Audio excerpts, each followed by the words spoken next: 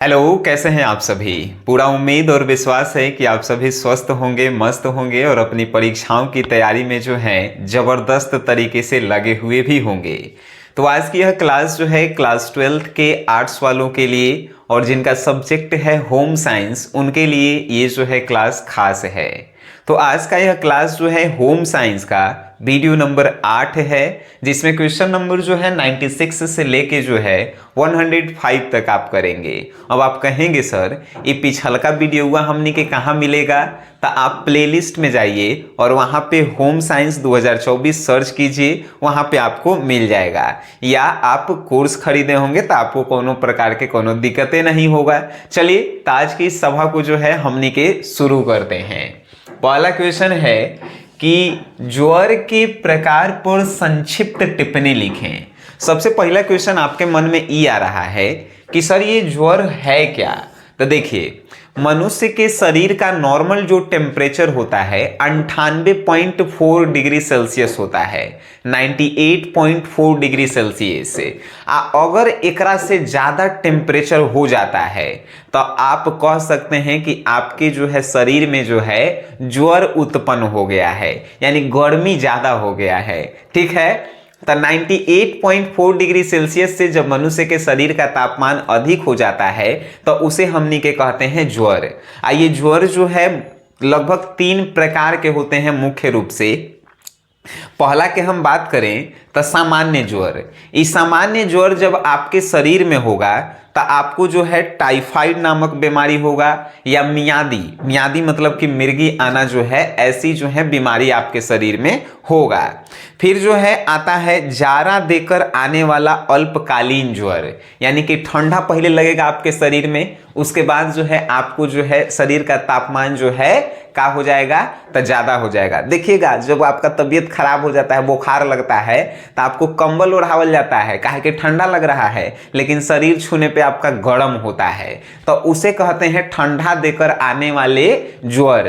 तो इस ज्वर में जो है आपको क्या होता है तो मलेरिया या फलेरिया होने का जो है संभावना अधिक होता है।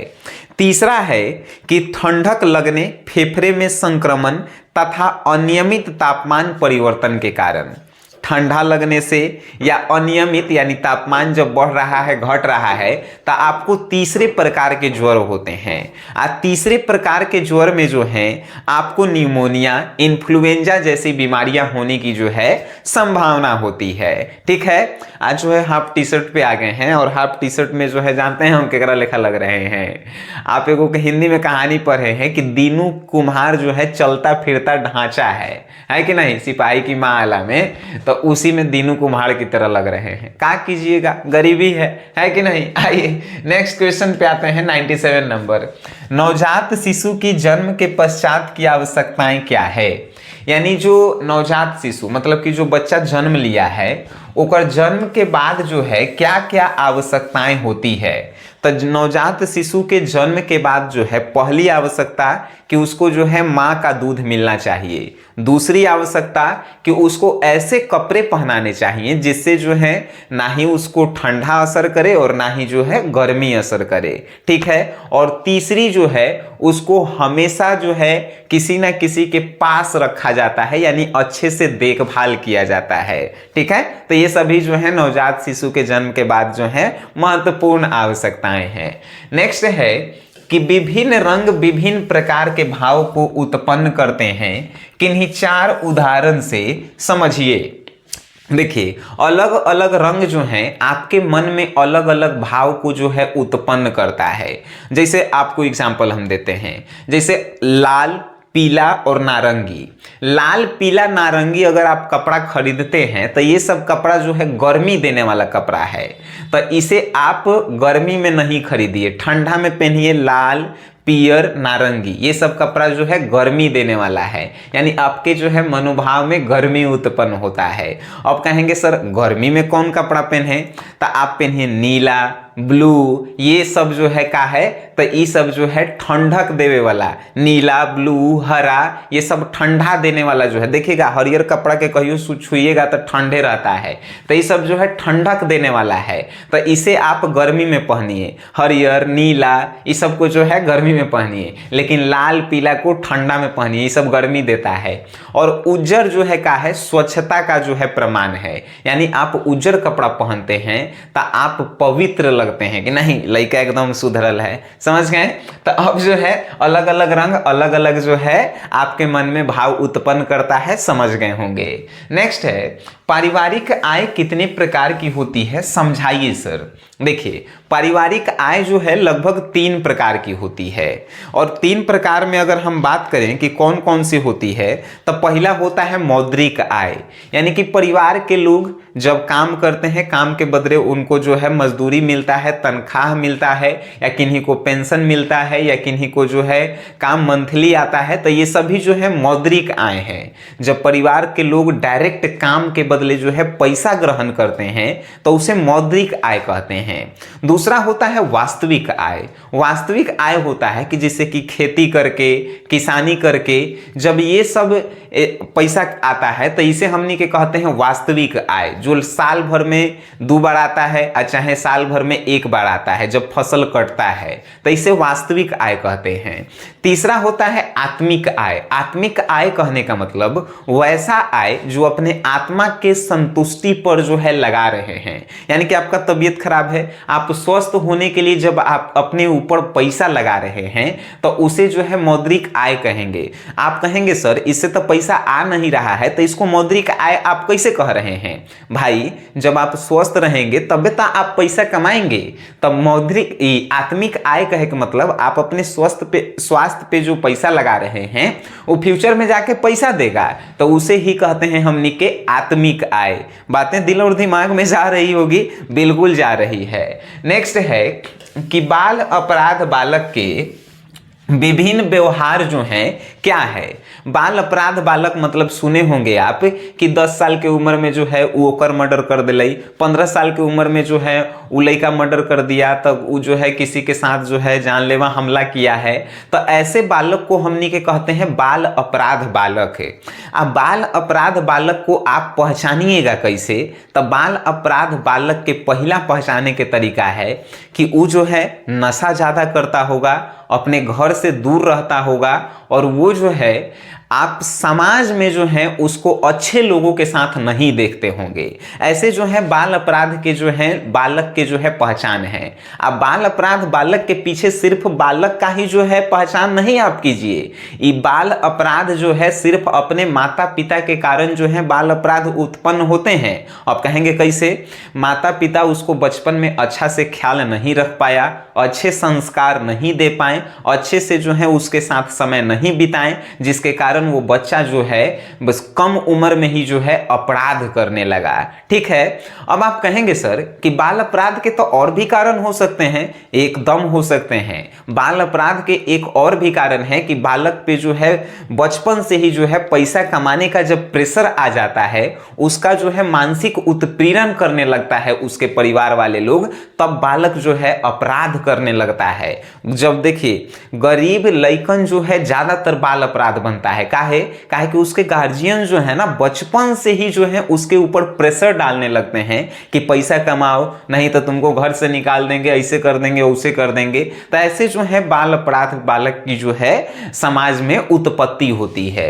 बस आपसे इतना पूछा है कि बाल अपराध बालक के विभिन्न व्यवहार क्या हैं, तो व्यवहार आपको सिंपल सी भाषा में लिख देना है कि बाल अपराध बालक समाज से दूर रहता है, नशा करता है, वो जो है कि कभी भी जो है कुछ बोल सकता है, उसका दिमाग अस्थिर नहीं रहता है। बहुत सारे आप लिख सकते हैं ना रीजन, है कि नहीं। अब जो है उपभोक्ता के कर्तव्य को लिखें। व्हाट इज द क्या कहते हैं उसको, what is the work of customer, यानी कि जो कस्टमर है उसके कर्तव्य क्या होने चाहिए। मान के चलिए आप कोई वस्तु खरीदने गए तो आपका क्या क्या कर्तव्य है, आप कभी सोचे हैं? आप कहेंगे सर इतना कौन जानता है, 10 रुपए के बिस्कुट खरीदे जाएंगे तो हम अपन कर्तव्य दिखाएंगे? नहीं, आपको दिखाना चाहिए। पहला कर्तव्य कि कोई भी आप सामान खरीदिए तो उसका रसीद लीजिए। दूसरा कर्तव्य कि उस सामान की आप जांच कीजिए कि क्या वो ओरिजिनल है कि डुप्लीकेट है। तीसरा कर्तव्य कि उस पे ISI का मार्क्स देखिए कि है कि नहीं है। तो ये सभी जो है ग्राहक के जो है पहचान है। आप 10 रुपया या 5 रुपया या 1 रुपया की चीज भी आप ब्रांड वाले खरीदते हैं तो आपको जो है पहचान करनी आनी चाहिए। ठीक है सर। नेक्स्ट है इको मार्क क्या है, आप इसके बारे में बताइए। तो इको मार्क जो है बहुत जो है आसान और कह सकते हैं कि आसान क्वेश्चन में से एगो है। इको मार्क जो का है कि सरकार जो है एक प्रकार से उत्पादन करने वाले और बेचने वाले वस्तुओं की जो है जांच करता है कि क्या ये पर्यावरण के लिए अच्छा चीज है कि नहीं है। फॉर एग्जाम्पल हम कोई वस्तु बनाए और वो वस्तु पे जो है अगर इको मार्क लगल है तो वो वस्तु जांच होके आया है कि अगर ये वस्तु जो है कहाँ मार्केट में आएगा तो इससे पर्यावरण को कोई हानि तो नहीं होगा। तब नहीं, जब हानि होगा तब जो है ओकरा पे इको मार्क लगेगा। आप देखिएगा पॉलीथीन पे जो है इको मार्क का चिन्ह नहीं होता है। काहे नहीं होता है? काहे कि पॉलीथीन जो है पर्यावरण के लिए हानिकारक है।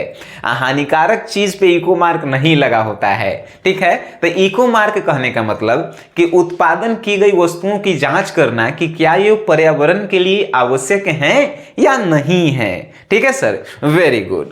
अब जो है आएंगे कि कपड़े की शीघ्र मरम्मत क्यों आवश्यक है। आखिर जो है आप जो ये कपड़ा पहनते हैं सर, ये कपड़ा इसकी शीघ्र मरम्मत क्या है, काहे जरूरी है? भाई मान के चलिए कपड़ा हमार तनी मनी जैसे फट गया तो एक तुरंत मरम्मत करना इसलिए जरूरी है काहे कि फटलका में से हमार शरीर लौकेगा, शरीर लौकेगा तो अच्छा नहीं लगेगा, अच्छा नहीं लगेगा तो समाज में हमारा कोनो इज्जत नहीं देगा कि देखा ने पैसा कमाई थे या फाटल पहन ले है। तो इसीलिए कपड़े की मरम्मत जो है शीघ्र जरूरी है, समाज में इज्जत के लिए, समाज में आपको अच्छे व्यवहार दिखाने के लिए कपड़े की शीघ्र मरम्मत जो है जरूरी है सर। ठीक है। नेक्स्ट है आहार परिवर्तन क्या होता है। आहार परिवर्तन को देखिए, आप जो है रोज शाम के जो है कोनो शाम के खाता होगा, कोनो सुबह में रोटी खा रहे हैं, शाम में रोटी खा रहे हैं और दोपहर में आप चावल खा रहे हैं, ऐसा ही खाता होगा सब। लेकिन एक दिन आप क्या कहें कि मम्मी आज हम शाम के रोटी नहीं खाएंगे, आज जो है तनी मीट मुर्गा बनाओ ने। तो एक दिन जब परिवर्तन हुआ आपके भोजन में तो वो कहलाता है आहार परिवर्तन। यानी कि डेली एक चीज बन रहा है, जब एक दो दिन दूसर चीज बन जाए तो उसे हमनी के कहेंगे आहार परिवर्तन। बातें समझ गए? अरे गजब सर। नेक्स्ट है कि व्यक्ति के जीवन के विभिन्न चरण क्या होते हैं। देखिए हर एक व्यक्ति के जो है, हर एक व्यक्ति के जीवन में 4 गो चरण उत्पन्न होता है। पहला बाल्य अवस्था, दूसरा किशोरावस्था, तीसरा होता है का जवान अवस्था वाला के का कहल जाता है हिंदिया में, तनी मनी हम भुला गए हैं। हाँ, वयस्क अवस्था कहल जाता है। पहला बाल्य अवस्था, दूसरा किशोरावस्था, तीसरा वयस्क अवस्था और चौथा वृद्धावस्था। यानी कि आप अभी लड़का हैं तो आप जो है बूढ़ा होंगे, लेकिन कैसे? तो पहले बाल्य अवस्था से किशोरावस्था में जाएंगे, किशोरावस्था से वयस्क अवस्था में जाएंगे और उसके बाद वृद्धावस्था में जाएंगे। हमने के अभी कौन से अवस्था में है? तो हमारी उम्र 17 साल, तो अन्यों की उम्र 16-17 साल होबे करेगा, तो हमने के जो है किशोरावस्था में है कि नहीं? और कोनो कहे कि भाई अभी आप 17 साल के हैं, अरे मान लो सब, है कि नहीं? चलो हमने के दोस्ते यार हैं सब। चलिए अब जो है इक्वेशन आप कर लिए हैं तो आप कहेंगे सर एक नोट्सवा कहाँ से मिलता ही हो। तो नोट्सवा के लिए हम आपको बताए हैं सर कि आपको एगो SGS क्लासेस जो है एप्लीकेशन डाउनलोड करना चाहिए। SGS क्लासेस जब आप एप्लीकेशन डाउनलोड करेंगे तो इसमें अगर आप न्यू हैं तो न्यू यूजर पे क्लिक करके मोबाइल नंबर, ईमेल आईडी सब कुछ डाल दीजिए। उसके बाद आप क्या कीजिए कि यहाँ पे आपको क्रैश कोर्स जो है आर्ट्स वाला जो है दिखाई दे रहा होगा। क्रैश कोर्स आर्ट्स को जो है आप खरीद लीजिए। 499 रुपया में जो है आर्ट्स में जितने भी सब्जेक्ट आते हैं, Hindi, English, history, geography, political science, sociology, psychology, home science, economics, सब सब्जेक्ट के जो है इंपॉर्टेंट लघु उत्तरीय प्रश्न, इंपॉर्टेंट दीर्घ उत्तरीय प्रश्न, इंपॉर्टेंट जो है ऑब्जेक्टिव, सब कुछ है। आपको डाउनलोड करके बस पढ़ना है और रिजल्ट को बेहतर करना है। हमें यकीन नहीं, पूरा 100% विश्वास है कि आप जो है जब इसको पढ़ लेंगे तो आप जो है कोनो एग्जाम में जो है तहलका मचा देंगे। बाकी आप समझदार हैं, आपको क्या करना चाहिए, काहे नहीं करना चाहिए, ये हमसे ज्यादा आप जानते हैं सर। बाकी आप इस वीडियो को देखे हैं, अच्छा लगा है, इस वीडियो को अपने दोस्तों में शेयर करें और वीडियो देखें हैं उसके लिए धन्यवाद।